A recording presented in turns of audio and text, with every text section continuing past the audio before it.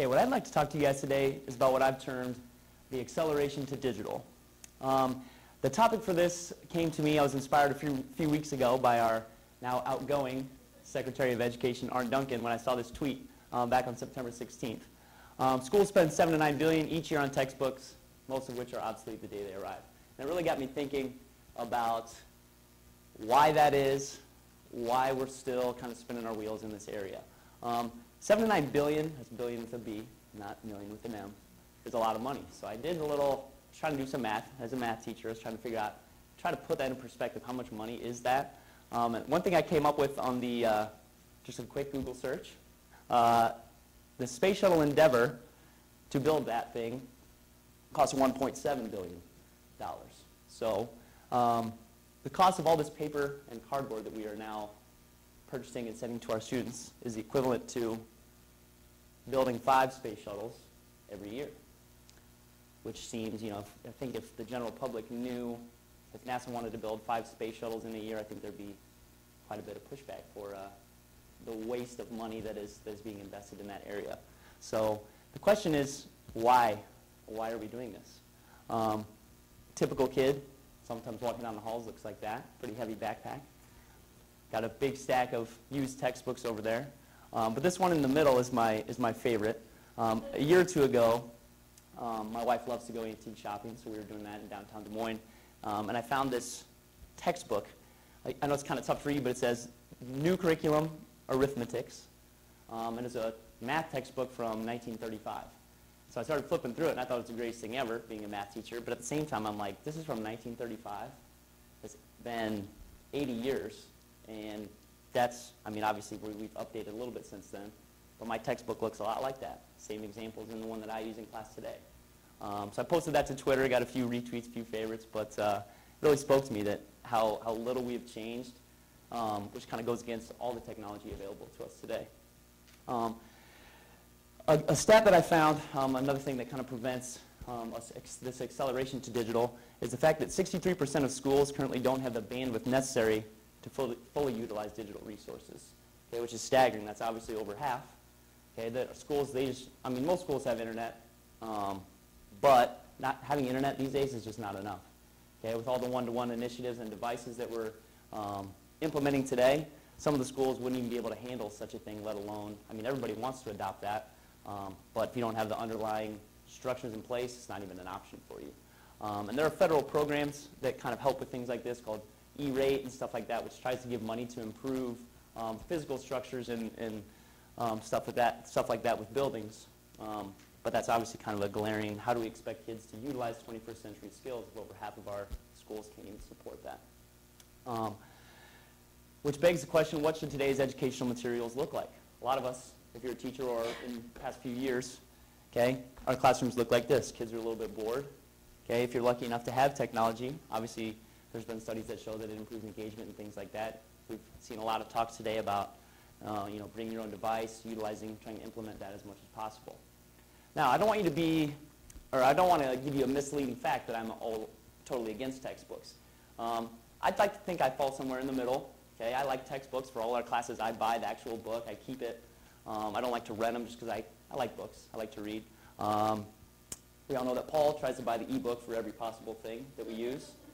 And we all know that Billy prints every single document and article so we can highlight it in person. Okay? So, to each their own, but with the students that we're teaching today, the fact that they all have devices everywhere they go, okay, they don't want to carry around textbooks. They don't want to utilize that stuff. So we have to figure out how can we accelerate to digital and get these things in the hands of our students in a different way. Why are we still doing it? There are a couple of reasons why this is still, like I said, kind of spinning our wheels. One thing, lack of one-to-one initiatives. We saw a presentation on that earlier. Schools don't have the infrastructure. Teachers aren't comfortable teaching with e-textbooks and without, curricular materials, which I'll talk more about in a second. The more experienced teachers, they've had their methods that they've been using forever, and trying to get them to integrate this new stuff, something a little different, is sometimes a little bit difficult. But ultimately, we got to consider these two middle questions. Are textbooks really becoming obsolete? It's physically impossible and unreasonable to suggest that we'd be able to replace textbooks every year. Okay, the cost is extremely prohibitive, let alone ordering all of that stuff to recycle those in and out.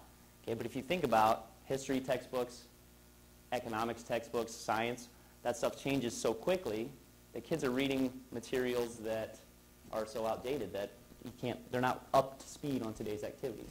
Now, certainly teachers can integrate, as long as they're not tied to the textbook, can integrate those external things.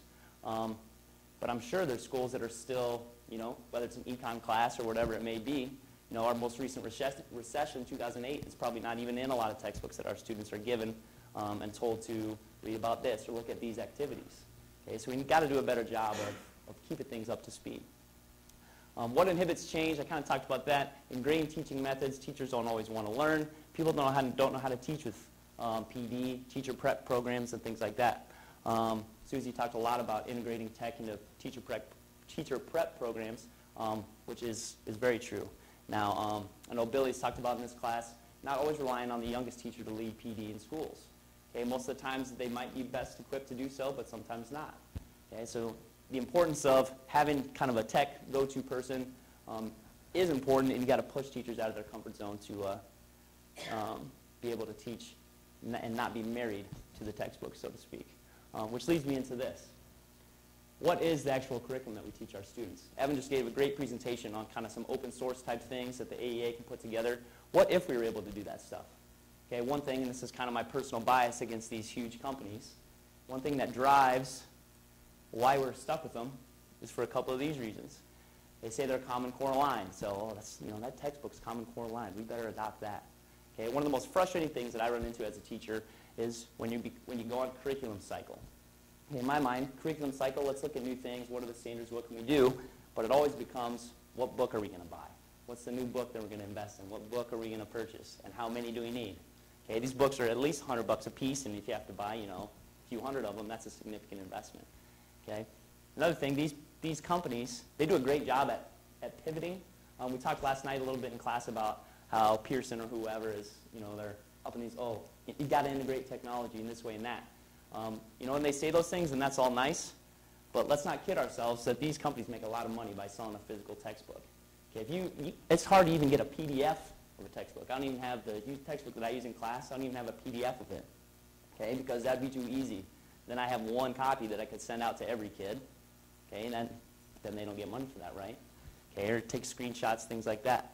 The other thing, educational testing service is essentially run, owned, whatever, by these companies. Okay, with a push on standardized test scores and things like that. Okay, who's creating the test prep materials? All these publishing companies. Now, depending on, I don't want to say that ultimately the goal of these companies is to make money, right? So I'm not suggesting that they should be giving out stuff for free and things like that, but they make it way too difficult to promote learning, okay? You would think in the teaching profession, kind of as Evan talked about, we need to be able to share things. We need to be able to utilize common resources. But when I have to buy or when I have to get 30 books for every kid, or when I have to buy 30 different licenses just for one kid to access some online resources, okay, not only is it cost prohibitive, but it's a hassle. So ultimately it comes down to the cost and kind of, I suppose you could say, rebelling against the man a little bit for these companies. A couple main things to accelerate the move to digital, not in any particular order. Ultimately, my favorite down here is give up control. Okay, just because we have a textbook, there's teachers at my school that I teach with, just because we have a textbook doesn't mean we have to cover every single thing in it in that order. That's another one of the most frustrating things I run into. Better employ technology in teacher prep programs and professional development. Continue to advocate for connected education as much as possible. Embrace new technologies and actually use them. Well, don't just use them, okay? We've got to teach teachers how to do that and how to implement that from an educational standpoint. And ultimately, give up control. Put decision-making power in the hands of students. Okay? It's not just sage on the stage, me disseminating information to you. The technology that we have available to us today promotes ridiculous levels of collaboration and kind of open source documentation. We've got to be able to understand it. I, as a teacher, am not the most important person in the room. I need to put the power in the hands of my students. Thanks.